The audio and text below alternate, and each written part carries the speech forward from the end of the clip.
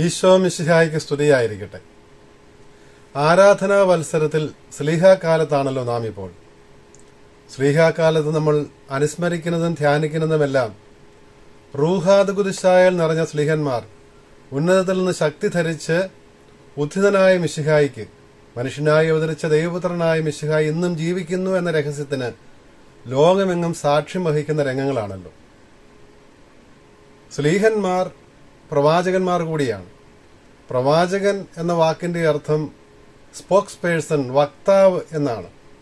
ദൈവത്തിന് വേണ്ടി സംസാരിക്കുന്നവരാണ് പ്രവാചകർ. അത് പഴയ നിയമത്തിലെ പ്രവാചകന്മാരായാലും പുതിയ നിയമ പ്രവാചകന്മാരായ സ്ലീഹന്മാരും മറ്റ് ശിഷ്യന്മാരുമായാലും എല്ലാവരും ചെയ്യുന്നത് ദൈവത്തിന് വേണ്ടി സംസാരിക്കുന്നു എന്നുള്ളതാണ്. സ്ലീഹന്മാരുടെ ഈ പുതിയ നിയമത്തിലെ ദൗത്യത്തിന്റെ ഒരു മുന്നോടി പഴയ നിയമത്തില് എസക്കിയേൽ പ്രവാചകന്റെ ജീവിതത്തിൽ കാണാൻ സാധിക്കും.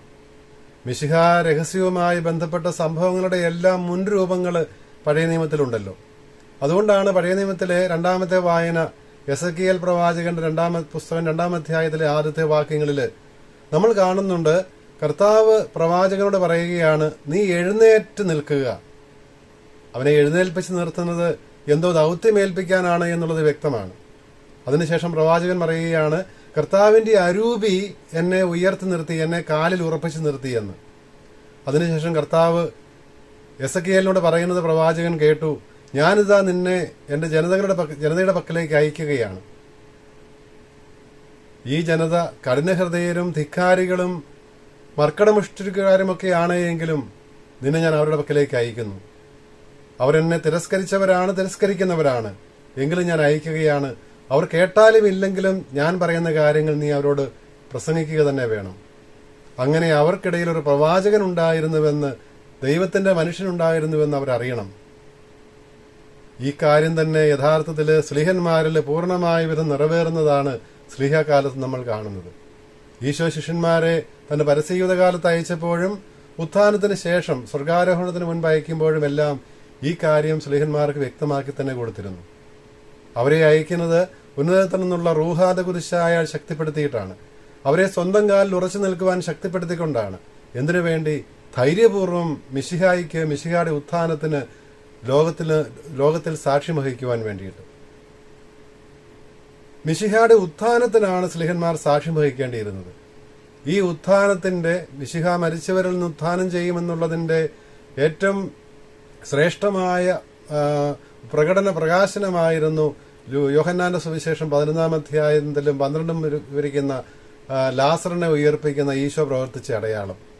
ഈശോയുടെ അത്ഭുതങ്ങളെയെല്ലാം യോഹന്നാൻ സ്ലീഹ അടയാളങ്ങളെന്നാണ് നമ്മൾ വിശേഷിപ്പിക്കാറ്. ഈ അടയാളം പ്രവർത്തിക്കുന്നതിന്റെ ലക്ഷ്യം എന്താണ് എന്ന് സുവിശേഷ ആരംഭത്തില് 2 അധ്യായം 11 വാക്യത്തില് കാനായിലെ അത്ഭുതവുമായി ബന്ധപ്പെട്ട് സുവിശേഷകൻ പറയുന്നുണ്ട്. അങ്ങനെ തന്റെ ദൈവിക മഹത്വം വെളിപ്പെടുത്തുന്നതിനുള്ള അടയാളങ്ങളുടെ ആരംഭമാണ് കാനായിൽ ചെയ്ത ഈ അത്ഭുതമെന്നാണ് യോഹന്നാൻ സ്ലീഹ പറയുന്നത്. അപ്പോൾ ദൈവത്തിന്റെ മഹത്വം വെളിപ്പെടുത്തുന്നതിന് വേണ്ടി ഈശോ പ്രവർത്തിച്ച അത്ഭുതങ്ങളാണ് അടയാളങ്ങൾ, അഥവാ അടയാളങ്ങളാണ് അത്ഭുതങ്ങൾ. യോഹന്നാൻ വിവരിക്കുന്നത് 7 അടയാളങ്ങളാണല്ലോ സുവിശേഷത്തിന്റെ ആദ്യ പകുതിയിൽ. അതിൽ ഏറ്റവും അവസാനത്തെ അടയാളമാണ് ലാസറിനെ ഉയർപ്പിക്കുന്ന സംഭവം. ഈ സംഭവമാണ് ഇന്നത്തെ നമ്മുടെ സുവിശേഷ വായന. 11 അധ്യായത്തിലെ ആദ്യത്തെ വാക്യങ്ങളിൽ നമ്മൾ കാണുന്നുണ്ട്, ബഥാനിയ ഓർസ്ലേമിൽ നിന്ന് ഏകദേശം 3 കിലോമീറ്റർ കിഴക്കുള്ള ഒരു ഗ്രാമമാണ്. ഈ ഗ്രാമത്തിലാണ് ഈശോ ജെറൂസലമിൽ വന്നിരുന്നപ്പോഴെല്ലാം പോയി താമസിച്ചിരുന്നതും അന്തി ഉറങ്ങിയിരുന്നതുമെല്ലാം ഇവിടെയാണ്. ആരാധനയിൽ പങ്കെടുക്കുവാൻ, തിരുനാളുകൾ സംബന്ധിക്കുവാൻ വേണ്ടി ഈശോ ഗലീലയിലെ നസറത്തിൽ നിന്ന് ഓർസ്ലമിലേക്ക് വന്നിരുന്നപ്പോൾ ചിലവഴിച്ചിരുന്നത് ഒലിവുമലയിലായിരുന്നു പ്രാർത്ഥനയിലെങ്കിൽ അന്തി ഉറങ്ങുവാൻ വേണ്ടി, ഭക്ഷണം കഴിക്കുവാൻ വേണ്ടിയൊക്കെ പോയിരുന്നത് മർത്തായുടെയും മറിയത്തിന്റെയും ലാസറിന്റെയും ഭവനത്തിലായിരുന്നു, ബഥാനിയയിലായിരുന്നു. അപ്പോൾ ഇപ്രകാരം ഒരു സൗഹൃദ ബന്ധമുണ്ടായിരുന്ന ഈ ഭവനത്തിലെ ലാസറാണ് രോഗബാധിതനാകുന്നത്. ഈ ലാസറിന്റെ മാതാപിതാക്കളെക്കുറിച്ചോ മറ്റു ബന്ധുമിത്രാദികളെക്കുറിച്ചോ സുവിശേഷൻ ഒന്നും പറയുന്നില്ല. അവരൊരു തരത്തിൽ അനാഥരായിരുന്നിരിക്കണം. ഈ അനാഥരായിരുന്നവരുടെ സ്നേഹിതനാണ് ഈശോ. ഈ ലാസർ പ്രതിനിധാനം ചെയ്യുന്നത് മനുഷ്യവർഗം മുഴുവനെയുമാണെങ്കിൽ ലാസറിനെ ഈശോ സ്നേഹിച്ചിരുന്നു എന്ന് പറയുമ്പോൾ മനുഷ്യരായ നാം ഓരോരുത്തരെയും, ഈ ഭൂമിയിൽ അനാഥരും പരദേശികളുമായിരിക്കുന്ന നമ്മളെ, നമ്മുടെ സ്നേഹിതനെന്ന് പറയാവുന്നത് നസ്രായനായ ഈശോയാണ് എന്നുള്ള സത്യം ഈശോ ലാസറിനെ മാത്രമല്ല മർത്തായെയും മറിയത്തെയും സ്നേഹിച്ചിരുന്നു എന്ന് പറയുമ്പോൾ ലൂക്കായുടെ സുവിശേഷം 10-ാം അധ്യായത്തിൽ നമ്മൾ കാണുന്നുണ്ടല്ലോ എപ്രകാരമാണ് മർത്ത ഈശോയെ ശുശ്രൂഷിക്കുവാൻ വേണ്ടി ഓടി നടക്കുന്നത് എന്നും മറിയം എത്രമാത്രം സ്നേഹത്തോടുകൂടിയാണ് അവിടുത്തെ പാദാന്തികത്തിലിരുന്ന് അവിടുത്തെ തിരുമുഖത്തിൽ നിന്ന് പുറപ്പെടുന്ന തിരുവധരങ്ങളിൽ നിന്ന് പുറപ്പെടുന്ന വചനങ്ങൾ ശ്രവിക്കുന്നത് ധ്യാനിക്കുന്നത് നമ്മൾ കാണുന്നുണ്ട്. ഇപ്രകാരമുള്ള ഒരു ഹൃദയബന്ധമുണ്ടായിരുന്ന ഈ ഭവനത്തിലെ ലാസറാണ് രോഗിയായിരിക്കുന്നത്. രോഗിയാകുമ്പോൾ സഹോദരിമാര് വിവരമറിയിക്കുവാൻ വേണ്ടി ഈശോയുടെ പക്കലേക്ക് ആളിനെ അയക്കുന്നുണ്ട് എങ്കിലും ഈശോ അവിടെ തന്നെ 2 ദിവസം കൂടെ തങ്ങുകയാണ്.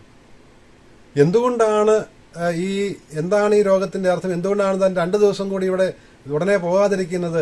അല്ലെങ്കിൽ ആ സമയത്ത് തന്നെ ഈശോയ്ക്ക് അകലെയായിരുന്നുകൊണ്ട് തന്നെ ദൈവികമായ ശക്തി ഉപയോഗിച്ച് ലാസറിനെ സുഖപ്പെടുത്തുവാൻ സാധിക്കുമായിരുന്നു. അങ്ങനെയുള്ള പല അത്ഭുതങ്ങളും ഈശോ പ്രവർത്തിച്ചിട്ടുള്ള സുവിശേഷ വിവരണങ്ങൾ നമ്മൾ കാണുന്നുമുണ്ടല്ലോ. ഈശോ എന്തുകൊണ്ട് അത് ചെയ്തില്ല എന്ന് വ്യക്തമാക്കുന്നതാണ് യഥാർത്ഥത്തിൽ അവിടുന്ന് തന്നെ വ്യക്തമാക്കുന്നുണ്ടത്. അവിടുന്ന് പറയുകയാണ്, ഇതുവഴി ഇതൊരു മരണകരമല്ല, ലാസറിന്റെ ഈ രോഗം മരണകരമല്ല, മറിച്ച് മിശിഹായുടെ മഹത്വത്തിന്, ദൈവപുത്രനായ മിശിഹായുടെ മഹത്വത്തിനും അതുവഴി ദൈവപിതാവിന്റെ മഹത്വത്തിനും വേണ്ടിയിട്ടുള്ളതാണ് ഇത് എന്ന് ഈശോ തന്നെ വ്യക്തമാക്കുന്നുണ്ട്.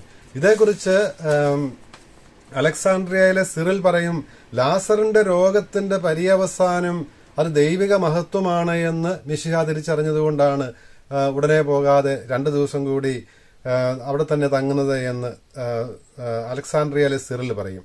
ക്രിസോസ്റ്റോം പിതാവ് പറയും, ദൈവത്തിന്റെ മഹത്വവും ഈശോയുടെ മഹത്വവും ഒന്ന് തന്നെയാണ്. അപ്പോൾ ഈശോ പ്രവർത്തിക്കാൻ പോകുന്ന ഈ അടയാളത്തിലൂടെ, അത്ഭുതത്തിലൂടെ ഈശോയുടെ ദൈവിക മഹത്വമാണ് പ്രകാശിതമാകാൻ പോകുന്നത്, വെളിപ്പെടാൻ പോകുന്നത്. അത് ദൈവപിതാവിന്റെ മഹത്വം തന്നെയാണ്. അവർ തമ്മിലുള്ള ആ ഐക്യമാണ് ഇത് വ്യക്തമാക്കുന്നത് എന്ന് ക്രിസോസ്റ്റോം പിതാവ് പറയും. സ്വാഭാവികമായ കാരണങ്ങളാൽ ഉണ്ടാകുന്ന രോഗങ്ങൾ സ്വാഭാവികമാണല്ലോ. മനുഷ്യർക്ക് രോഗം വരും. ഇത് ദൈവിക മഹത്വത്തിനായി എപ്രകാരമാണ് പരിണമിക്കുന്നത് എന്നാണ് ലാസറിന്റെ സംഭവം വ്യക്തമാക്കുന്നത്. മാനുഷികമായ പ്രത്യാശ പൂർണ്ണമായും നശിച്ചു കഴിയുന്നിടത്താണ് മിശിഹ ഇടപെടാൻ പോകുന്നത്. യാതൊരു തരത്തിലുമുള്ള പ്രത്യാശയില്ല. ലാസർ മരിച്ച് അടക്കപ്പെട്ടിട്ട് ഏതാനും ദിവസങ്ങളുമായതിനു ശേഷം മാത്രമാണ് ഈശോ ബഥാനിയയിൽ എത്തുന്നത്. അവിടുന്ന് പറയുന്നുണ്ട്, 2 ദിവസം കഴിയുമ്പോൾ ഈശോ പറയുന്നുണ്ട്, നമുക്ക് യൂദയായിലേക്ക് പോകാം. യൂദയായിലേക്ക് പോകാമെന്ന് പറയുമ്പോൾ സ്ലീഹന്മാർ പറയുകയാണ്, ഈ കഴിഞ്ഞ ദിവസമല്ലേ നിന്നെ എറിയുവാൻ വേണ്ടി യൂദയായിൽ യഹൂദർ കല്ലെടുത്തത്, നീ അങ്ങോട്ട് തന്നെ പോവുകയാണ്, നമുക്ക് അങ്ങോട്ട് പോവുകയേ വേണ്ട എന്ന് പറയുമ്പോൾ ഈശോ പറയുകയാണ്, നമുക്ക് പോകണം. കാരണം എന്റെ സ്നേഹിതൻ ലാസർ ഉറങ്ങുകയാണ് എന്ന് പറയുമ്പോൾ സ്ലീഹന്മാർ കരുതുന്നത് സ്വാഭാവിക നിദ്രയെക്കുറിച്ചാണ്. പക്ഷേ പൗലോസ് ശ്ലീഹ തെസലോനിക്കക്കാർക്കുള്ള ലേഖനം 1-ാം ലേഖനം 4-ാം അധ്യായം 13 മുതലുള്ള വാക്യങ്ങളിൽ പറയുന്നത് പോലെ മരിച്ചവർ കർത്താവിൽ നിദ്ര പ്രാപിച്ചവരാണ് എന്ന് പറയുന്ന ആ രീതിയിൽ തന്നെ, ദൈവശാസ്ത്രപരമായ രീതിയിൽ തന്നെയാണ് ഈശോയോട് പറയുന്നത്. ലാസർ ഉറങ്ങുകയാണ് എന്ന് പറയുമ്പോൾ അവൻ മരിച്ചിരിക്കുന്നു, അവൻ ദൈവസന്നിധിയിലേക്ക് പ്രവേശിച്ചിരിക്കുന്നു എന്ന് പറയുകയാണ് ചെയ്യുന്നത്. എങ്കിലും ഈശോ കൂട്ടിച്ചേർക്കുകയാണ്, ഞാൻ സന്തോഷിക്കുന്നു. അവൻ രോഗിയായിരുന്നപ്പോൾ, അവൻ മരിച്ചപ്പോൾ ഞാൻ അവിടെ ഇല്ലാതിരുന്നതിൽ ഞാൻ സന്തോഷിക്കുന്നു. കാരണം എന്ത്? ഞാൻ നിങ്ങളെ പ്രതി സന്തോഷിക്കുന്നു. കാരണം എന്തുകൊണ്ടാണ്? ഇത് കണ്ടിട്ട് വേണം സ്ലീഹന്മാർ ഈശോയിൽ വിശ്വസിക്കുവാൻ, ഈശോയുടെ വിശ്വാസത്തിൽ ഉറയ്ക്കുവാൻ. ഈശോ മരിച്ചവരെ ഉയർപ്പിക്കുവാൻ കഴിവുള്ള ദൈവമാണ് എന്നുള്ള സത്യം വിശ്വസിക്കേണ്ടത് ഇതുവഴിയാണ് എന്നുള്ളത് ഈശോയ്ക്ക് ബോധ്യമുണ്ടായിരുന്നതുകൊണ്ടാണ് പറയുന്നത്, ഞാൻ അവിടെ ഇല്ലാതിരുന്നതിൽ നിങ്ങളെ പ്രതി ഞാൻ സന്തോഷിക്കുന്നു എന്ന് പറയുന്നത്. ഈശോ മരിച്ചവരിൽ നിന്ന് ഉത്ഥാനം ചെയ്യുമെന്നുള്ളതിന്റെ ഉറപ്പുകൂടിയായിരുന്നല്ലോ മരിച്ചവരിൽ നിന്ന് ലാസറിനെ അവിടുന്ന് ഉയർപ്പിക്കുന്നതിലൂടെ നൽകിയത്. സുവിശേഷ വിവരണത്തില് ഈശോയുടെ അറസ്റ്റിലേക്കും മരണത്തിലേക്കും കുരിശുമരണത്തിലേക്കുമെല്ലാം നയിക്കുന്ന അവസാനത്തെ സംഭവം, അടയാളമെന്ന് പറയുന്നതും ലാസറിനെ ഉയർപ്പിച്ചതായിരുന്നു. കാരണം ലാസർ ജീവിച്ചിരിക്കുന്നു, അവിടുന്ന് മിശിഹായുടെ ദൈവിക മഹത്വത്തിന്റെ സാക്ഷിയായിട്ട് ജീവിച്ചിരിക്കുന്നു എന്നുള്ളത് യഹൂദരെ അലട്ടിയിരുന്ന ഒരു പ്രശ്നമായിരുന്നു. 12-ാം അധ്യായത്തിന്റെ ആദ്യ വാക്യങ്ങൾ 10, 11, 12 മുതൽ വാക്യങ്ങൾ നമ്മൾ കാണുന്നുണ്ടല്ലോ. ലാസറിനെ പ്രതിയും അല്ലെങ്കിൽ ലാസറിനെ കൂടി ഇല്ലായ്മ ചെയ്യുവാനായിട്ട്, ഈശോയെ മാത്രമല്ല ലാസറിനെയും നശിപ്പിക്കുവാൻ യഹൂദർ ആഗ്രഹിച്ചിരുന്നു, പദ്ധതിയിട്ടിരുന്നു എന്ന് നമ്മൾ കാണുന്നുണ്ട്. ഇപ്രകാരം മിശിഹായുടെ സഹനമരണോത്ഥാനങ്ങളിലേക്ക് നയിച്ച അതിന്റെ ഒരു മുന്നോടിയായിട്ട് മിശിഹായ്ക്ക് സംഭവിക്കാൻ പോകുന്നത് എന്താണ് എന്ന് പ്രതീകാത്മകമായി അടയാളപ്പെടുത്തിയ സംഭവം കൂടിയായിരുന്നു ലാസറിന്റെ മരണം. അതുകൊണ്ടാണ് ഈ രഹസ്യമാണ് മിശിഹായുടെ സഹനത്തിന്റെയും മരണത്തിന്റെയും ഉത്ഥാനത്തിന്റെയും രഹസ്യം. അവിടുന്ന് ജീവിക്കുന്നവനാണ്, അവിടുന്ന് ജീവിതകാലത്ത് മരിച്ചവർക്ക് ജീവൻ നൽകിയവനാണ്, പുനരുത്ഥാനവും ജീവനും ഞാനാണ് എന്ന് വെളിവാക്കിയ സത്യം സ്വന്തം ഉത്ഥാനത്തിലൂടെ സാക്ഷ്യപ്പെടുത്തിയവനാണ്, തെളിയിച്ചവനാണ് ഈശോ എന്നുള്ള ആ സത്യമാണ്, രഹസ്യമാണ് സ്ലീഹന്മാർ ലോകത്തോട് പ്രഘോഷിക്കേണ്ടിയിരുന്നത്. പ്രഘോഷിക്കുമ്പോൾ എന്താണ് ചെയ്യേണ്ടത്? കർത്താവിന്റെ വചനം.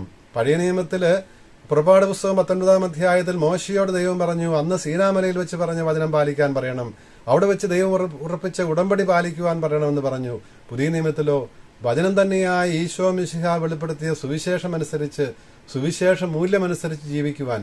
അപ്പോൾ വിശ്വാസം എന്ന് പറയുന്നത് ജീവിതത്തിലേക്ക് പരിവർത്തനം ചെയ്യപ്പെടേണ്ടതാണ്, പരിഭാഷപ്പെടുത്തപ്പെടേണ്ടതാണ്, ട്രാൻസ്ലേറ്റ് ചെയ്യപ്പെടേണ്ടതാണ് എന്ന് വ്യക്തമാക്കുകയായിരുന്നു ഈശോ.